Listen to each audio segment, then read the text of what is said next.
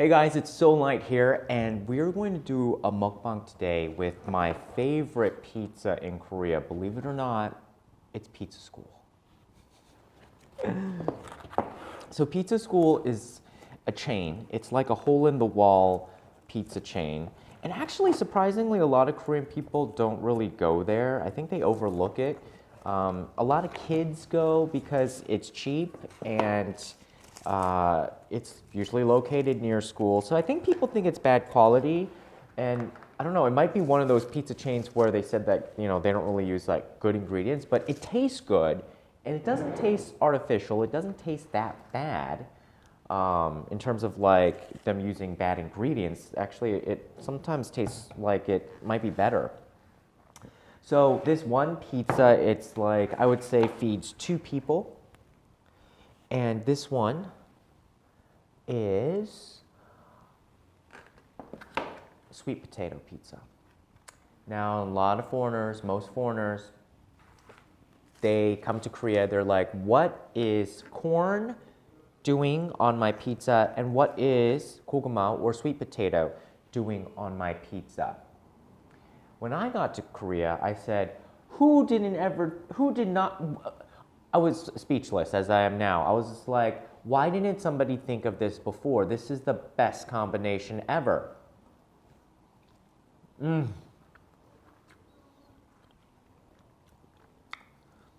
the 고구마 or the sweet potato kind of gives you that like bit of a creamy consistency, and it supplements the cheese, and then the corn just gives it that texture pop and sweetness, and there's also, I think, white onions in here, and then the tomato sauce. I have my black tea. It's that Yorkshire tea, and then water. Of course, Pizza School also has some of these fixins. And what I love to do is that I use their hot sauce. Now, you can use Tabasco sauce or whatnot, but this Pizza School hot sauce, I tell you, is so good. So this is like 100 won a pack. So it's kind of like a budget airline. Everything is like an add-on. So this is 100 won a pack, so it's about 10 cents each. The pizza itself, I mean, it's a great deal. This is like 7,000 won. I think it used to be like 5,000 or 6,000 won. And this garlic dipping sauce is, I think, 500 won, or about 50 cents.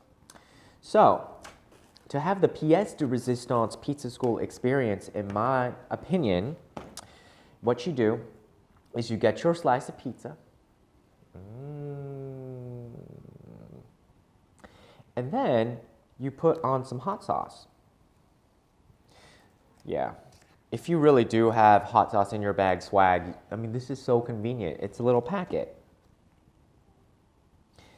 And so I like to, just spread it around some of the other parts. Yep, see.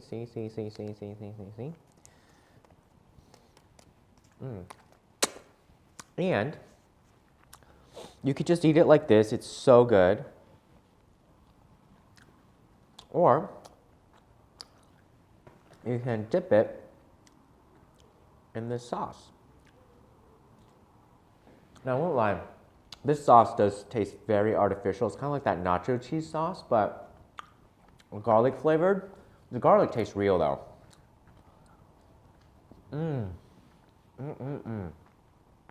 I tell you, it has been at least 5 or 6 years since I discovered Pizza School, probably even more, maybe 7. It is still my favorite pizza in Korea. Papa John's, I think, is the most popular in Korea, at least anecdotally around people around me. Pizza Hut does not taste good. It does not taste as good as it does in the States. There's no, like, I remember Pizza Hut, like, if you wanted that deep dish, oily pizza, you would order Pizza Hut. And then Domino's was supposed to be kind of, there's just like that Domino's-y flavor, if you know what I mean. It's kind of like pizza, but not really. I felt like if you wanted like that chewy experience of a pizza, you'd order Domino's. And then what else is popular here? There's a lot of Korean franchises and branches, and I like those. I mean, for me, it's a competition of who can make the best sweet potato pizza. You'll always find sweet potato pizza on the menu, and I don't think people would ever complain about it. Korean people don't talk about, oh, I love sweet potato pizza, or, I've never heard of it, but if it's always on the menu, that means somebody is ordering it. I've only heard a lot of people complain about it, but it just kind of reminds me, when people were really complaining about Britney Spears or whatnot. But the fact that she still, just keeps performing means there are people who buy her music or buy her concert tickets. I think it was one of those things where people complain about it. The people who complain are very loud, but the numbers in the market doesn't lie. It must mean that people are just buying it. So yesterday, I went to a going away party for the US ambassador to Korea, Mark Lippert. It was a casual event. It was at Vatos. It was the Mexican restaurant that some of my friends started. And it was semi-outdoors, in a tent. And not a tent, but you know how in a patio in the wintertime you can cover it with the enclosure? So if it was made out of glass, it would be kind of like an atrium, but since it's made out of that fancy plastic tarping, that is essentially a structure of its own, because it's not just the tarp, it has a frame in steel, metal, kind of like these bookshelves. And so it was fun. My NetCow group, which is a networking group, was also there. And then my longtime college friend, Tableau, or Dan, I knew Miss Dan, came too. Food there, of course, is always good. If you come to Korea, you usually have to go to Vatos. It's just a required stop. And in a way, I think it becomes a second home. I mean, I don't really go there that much because, honestly, the food is so good, but it's very fattening. I mean, obviously, okay, fat boy eating pizza. But the drinks are huge. And so I feel you can order a thing, it's called, I think, Texas tea. It's supposed to be Long Island iced tea. It's in a huge mason jar. And I swear, I think I drank maybe up to this much, a fifth of it. It didn't even look like I drank any. And I think I just literally started to fall asleep. So, also the line is too long. And I don't want to pull that thing of oh, dude, can you get me in? Can you get me through, ahead of the line or something like that? Well, the line is just way too long. So that's why you have to go, because it is legitimately a fun time. And I would say even more than that, the atmosphere that's created at Vatos is almost the reason why you go too. It's just fun. It's just full of energy, lively people, very much it's very diverse. Everybody from Seoul seems to just gravitate there. So every time I go, it reminds me of how much I don't go. And so I have to go, but it's not like I don't ever go. But these days, I mean, I kind of just stay at home. But anyway, related to that point, is that we were in that outdoor area, and it reminded me of when they had their rooftop area with almost a similar structure. In the wintertime, they had to cover it because it was cold. And the place that they're in right now is their second location. the first location when they first started the business was in like this tiny, kind of like a 3-story villa, and they had the second and I think they had the second floor and then the rooftop. The second floor was so tiny, maybe it could seat like 10 people. And so they had to have their rooftop in order to seat more customers. And I mean, the line started even way back then. And so they eventually had to move because they rapidly outgrew that space and they got noise complaints.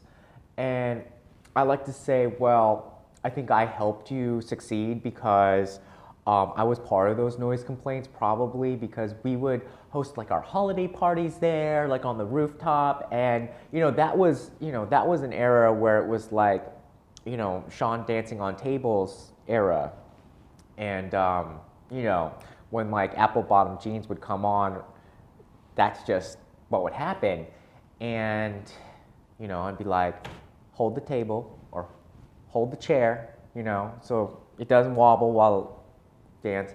So it kind of reminded me of like, those old days, those good old days. Yeah, but it was great to see that people who the ambassadors was able to interact with, like whose lives were touched by each other, this relationship. I mean, it symbolizes, of course, like a one-on-one relationship with the ambassador. He's an amazingly decent, wonderful guy. Sad to see him go. Yeah, Trump, thank you so much. But it's kind of like, that it's not just an ordinary professional or personal relationship. When you're interacting with somebody who represents a country, there's a bit of, I don't know if I'm over dramatizing this, but there's a significance of like what you are doing is actively building bilateral ties on a micro level, on a real level, on a level that where, and I got to see like, I think that's like a huge part of the ambassador's job is to interact with real people in the country they're in, and so that you kind of leave an impression on people who then have good relations with your country in whatever they do in their normal life. And so I think it's really important, like, who you do select for ambassador roles. I mean, these spots are, I think, you can choose based on, of course, you have to have ability, but there's some jobs where like for example, like a doctor. Well, that's not that good of it. Well, I was just saying like, sometimes like I'm willing to settle for a bad personality if they get the job done, and you need to have technical expertise. And I think like if you're an ambassador, of course you have to have technical expertise, understanding, but I think that's a role where you really want to weigh more heavily on people skills.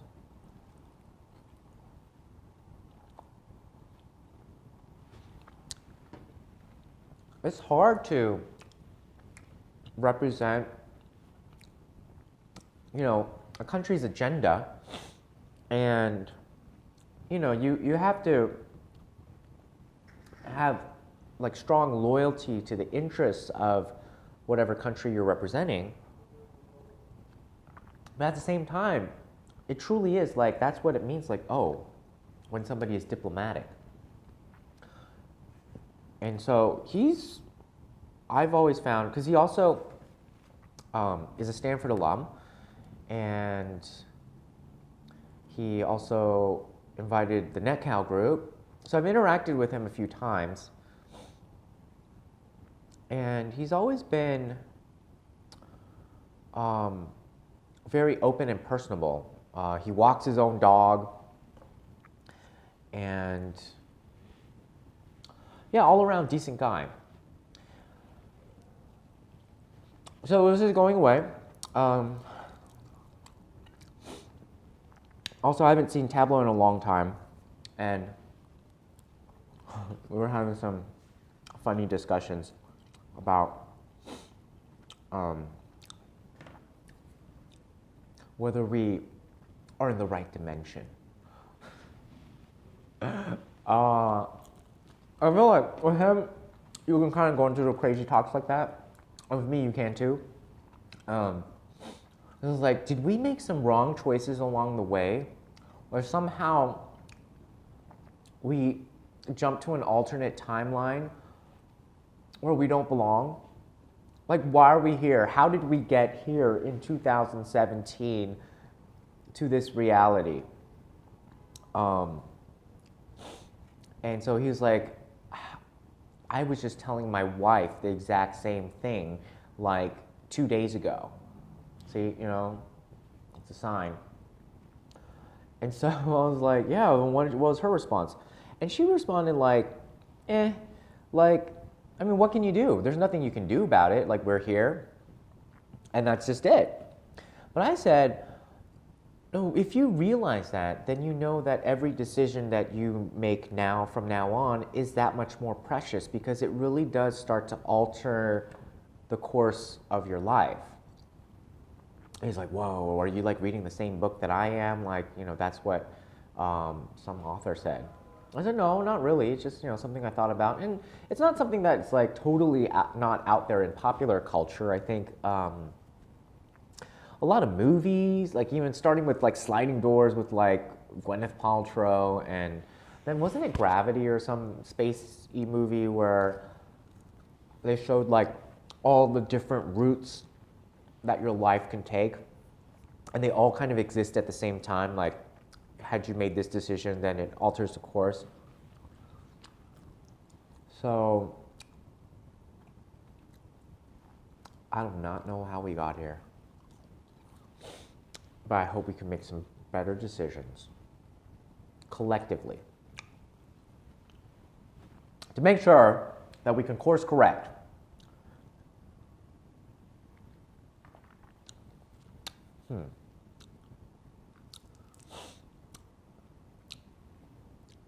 I don't know, do you guys think about that? I think it's a little weird to think about. Is it too much stress? I mean, on the one hand, I like people who are just like, pass is pass, just go, just do. It's good. I like those types of people too. I also like people who know that their decisions have ramifications. And I think at different points of the circumstance or your life, you'll know that this is a very grave decision that I'm making that can impact a lot of people's lives for a long time.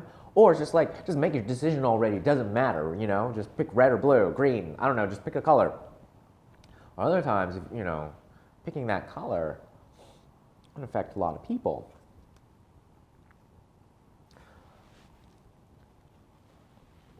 So I'm definitely going to try to implement that this year.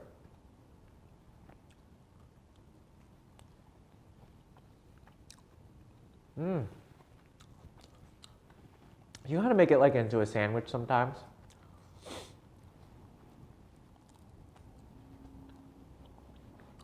I just love the sweet potato.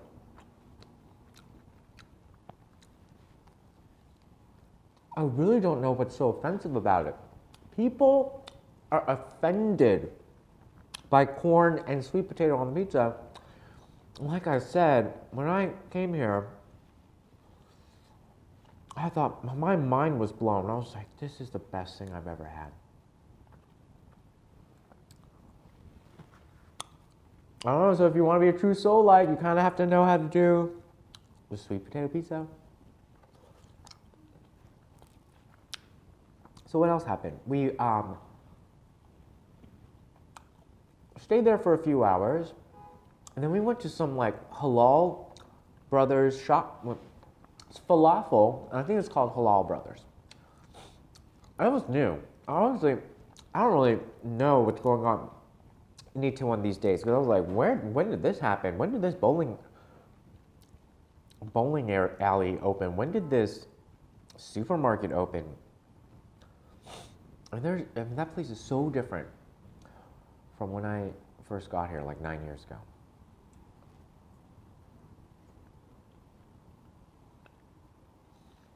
Oh, funny. I was trying to get, I was trying to predict, like, I was like, oh, just, you know, the bodyguard was there. I was like, that dude looks thirsty, that dude looks hungry. Let's take care of him. But I don't know, I think they both got only grapefruit juice. Oh, like, that's not what he wanted orange juice, I'm sure. Somebody just gave him grapefruit juice.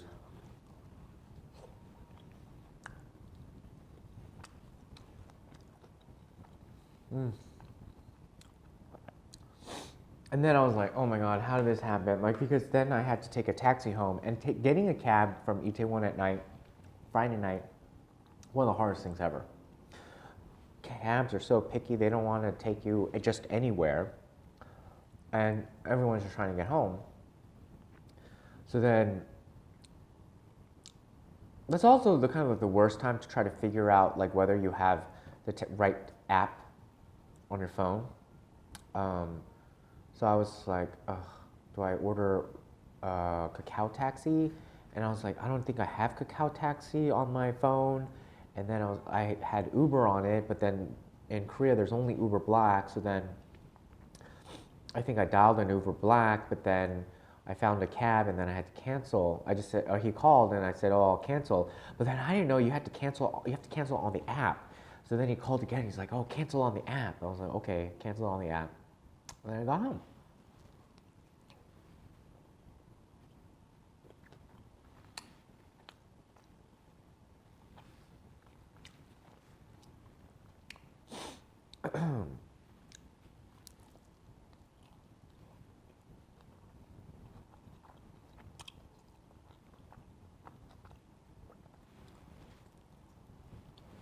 So I think the master is open to new projects. So, any of you out there want to give him something really cool to do? I think they're going back to DC. You know where to reach him.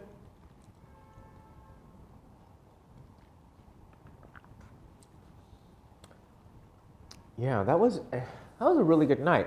And then I had some other very intriguing conversations, one about Chinese history with a professor, and it just brought back all these studies that I did of like the Qing dynasty and a project that I'm still working on.